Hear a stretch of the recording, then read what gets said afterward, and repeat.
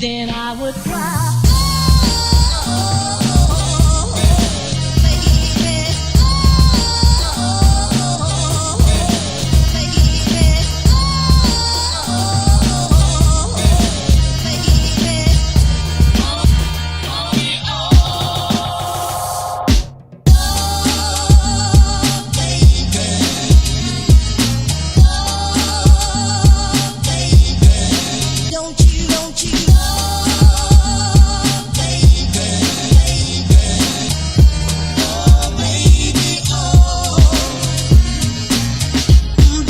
Don't you, don't you, oh, baby,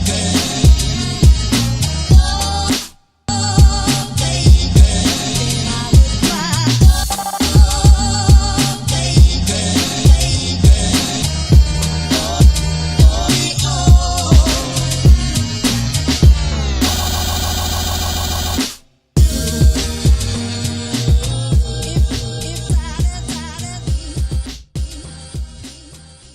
baby, How's it going, guys? So I thought I would do a little comparison of some different types of markers. So I have regular alcohol markers. These are the Crayola Super Tips, super cheap, just regular coloring marker. Then I have the Sharpie paint markers. These are an oil-based paint marker. They're pretty cheap as far as paint markers go. And these are Bionyo graphic markers. Basically a cheap version of Copic markers. So I used all these in the stickers in this video, and I'm gonna talk a little bit about the benefits and drawbacks of each one.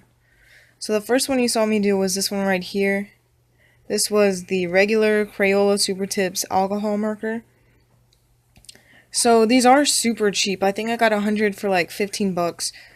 And a lot of people would say that these suck and they're just like cheap markers, but honestly for stickers, I think they work great. The major drawback, and pretty much the only drawback of these markers, is that they're really transparent. So other colors won't color on top of another one, even if it's a dark on top of a light. And when you're using the marker, your strokes show up a lot. So you just have to take that into consideration. Yeah, there's a little bit of streaking and you can see some overlap, and these are really transparent. But I think for stickers, as long as you're careful, you work slow, they work just fine. I really like them. They don't bleed, and there's a lot of control over them. And there's plenty of colors. Like I said, I got 100 for like 15 bucks. So I really do like these markers for like slaps. If you're doing a sketch or something, you know, I probably wouldn't use them for that, but just for stickers, I think they work great. The next one I did was with the paint markers, the Sharpie paint markers. I really like paint markers because they're really opaque.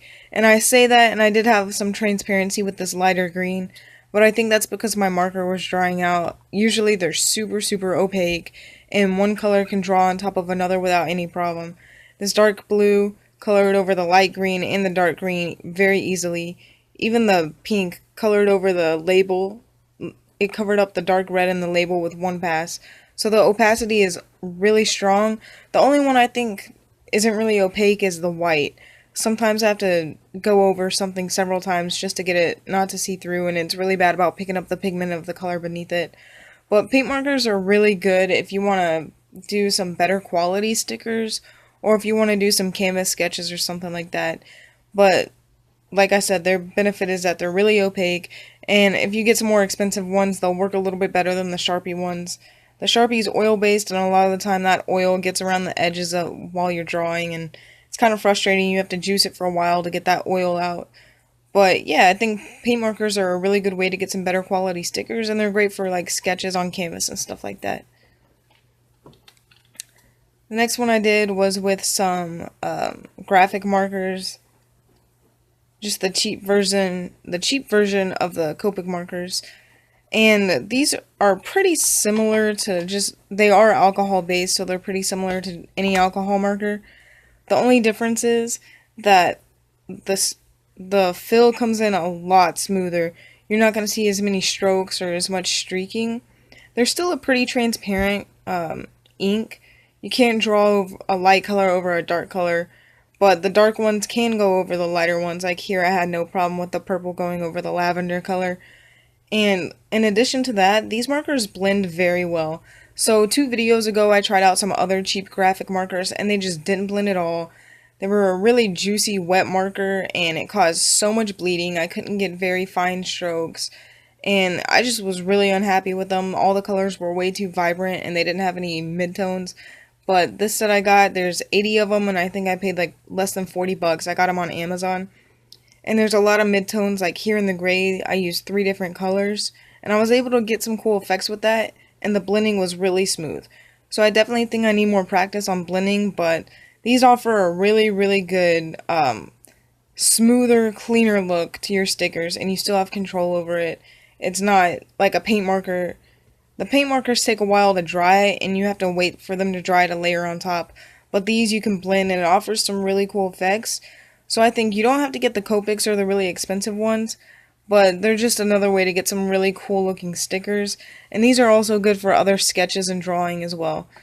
So I think each one has benefits and drawbacks.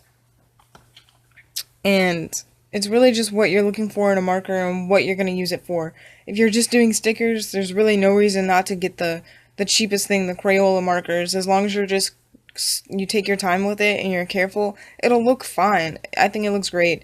And the paint marker is good for like canvas work, and then the graphic markers are good for more professional works. But this is just my opinion on some. So let me know what you guys think in the comments below, what you think about these and the markers. And if you want to send me your pictures, then I'll leave my Instagram at the end. But yeah, that's pretty much it, and I'll see you guys in the next video.